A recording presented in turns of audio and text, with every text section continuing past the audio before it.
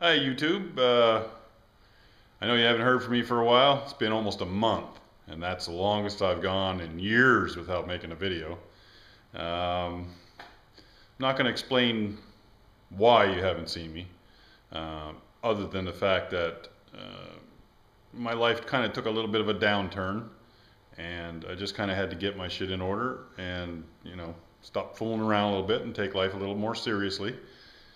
So I had to take a little break and recoup, and now I'm firing on all cylinders again. So just a little advice to you: sometimes you need to, not let a bad situation get really bad, and deal with your shit, and get it back on track. And so that's what I've done. That's why you hadn't seen me for a while, but I'm back. So we'll just forget about all that bad shit and leave it behind us. Best place to leave all that stuff is behind you. Don't even think about it. The only thing that matters is what you're doing right now and what you plan on doing in the next few days. That's all that really matters. Don't worry about anything else. So anyway, I was cleaning up my shop, and I was kind of thinking about what I was going to talk about, and I knew I was going to talk about how some bad things had happened to me, and not real bad. But don't get me wrong, not real bad. But how to deal with it, and the advice I was going to give you. And I was cleaning up my shop while I was thinking about that, and didn't have no beer to drink, and it was getting kind of late, so nothing to drink tonight, so I'll take a little break from that. But I was thinking, God, I should have got some beer on the way home or something. And I was cleaning up the shop, and there was a beer can like that there laying on the floor like that, and I just figured it was a dead soldier. And when I picked it up, it was full. A full beer just laying there in the dirt. So, karma. That's what karma is right there. I'm not going to do any how-to right now. I'm on my way to Big Hammer Inn. There's going to be a bunch of blacksmithing stuff going on up in Cape Breton, Nova Scotia. Beautiful place. And I'm heading up there to the Firehouse Ironworks. It's a blacksmithing school in Cape Breton, and I encourage anybody that wants to train to be a blacksmith, if you're local or even if you're not, take a vacation, go up and see Grant, and set up a blacksmithing class. Go see his thing online. I'll have a link down below, but there'll be a lot more to see related to that. I'll be filming that tomorrow and posting that sometime this weekend. What I wanted to talk to you about tonight was just some finds that I've made recently at Malcolm's up there. You know, the old guy that I got the old lawnmower from that I never did finish. I'm still looking for a good motor. I had a motor lined up and I just lost the deal on the motor, so I just stopped that project. But I got my eyes open. I'm looking for something good, some kind of motorcycle engine, I think. So anyway, what I found up at Malcolm's was a couple things. I'll show you this here first. Now, I don't know if any of you recognize that reel there. Very common back in the day. Probably one of the best little reels ever designed. They are bulletproof, these things, and they can be fixed in the field real easy. And I know you fishermen recognize that. 2 gold stars to the first person that tells me what that reel is. Anyway, this was the other find. And I gotta set it up so I can show you. There it is, big box. So I don't know if you got any scale there, but a nice old box up at Malcolm's. I opened it up to see what was in it. I figured toolbox anyway. And what we have here is a lovely old Douglas fir carpenter's box, full of old saws. Look at the saws, man. That's a lot of saws. There's 5 old ones there.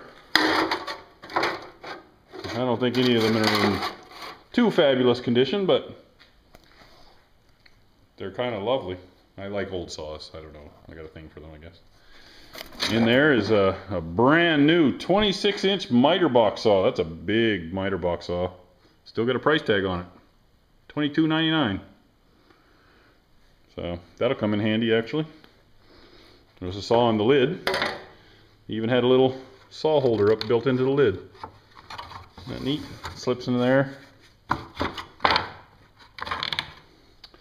Lots more saws. Look at that. This is a not so old one. There's a fairly new modern saw. Keyhole saws. Some weather stripping. Another, oh, like a weird, that's a different one. Kind of like a keyhole saw, a little wider. An old plane. Missing some bits there, but that's an old sucker there. Homemade, I believe. Big crack down the side of it. Another little plane. Some blades for that one. Doesn't look like everything's there. This here is a special plane. I don't know how rare it is, but it's unique. First person that can tell me what that is, 3 gold stars. That's a hard one there for the average guy. You'd have to be an old-timey carpenter to know what that is. And let's see, what else? An old pry bar, some string. What the hell is that? What the heck is that? Some great big weight. It looked like a cowbell, but it's solid. I think it's an old window weight or something the guy must have been using for a big plumb bob. And mostly just some random junk. Nothing extraordinary hidden away. And you guys were wondering what those tools were from the last video. I never did get definitive proof on the big tong thing, and I'll tell you what I think it is, and many others that saw it think it's the same thing. It's for closing chain. If you were forging chain, you'd put the half bent loop into the tong there, and it would crimp it shut for you, and then you could take it out and finish forge welding it. That's all I can think of that it would be for. I could be totally wrong. I tried to use it as a hold down for something, see if that was for that. It doesn't work very good for that, so I don't think that's what it was. Or it was just a plain old specialized tool made to do some very specific job at some place, you know. They did make lots of tools back in the day, and blacksmiths would make tools just to do a certain thing, and you'll never figure out what it is because you weren't there, you know. So, and I looked around to see if I could find other examples of that, and I never did. Many of you correctly guessed and incorrectly guessed what the second one was. This one here. Oh, hello. This device, many of you did guess correctly. It's a barrel lifter. It hooks onto the outside lips of a wooden barrel that's on its side for hoisting it onto ships or off the dock or whatever, right?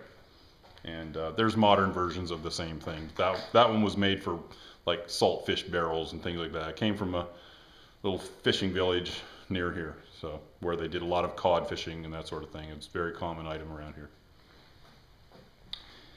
So, other than that, what's new? Doing a lot of yard work in the spring here, cutting down trees and mowing my lawn and stuff, and I've been busy with so much stuff that I just haven't been able to keep up with the YouTube thing, and I apologize for that. And but we're gonna leave that behind me and get going on making some fucking videos. So here we go. More than one video for you. We'll see you next time. See ya.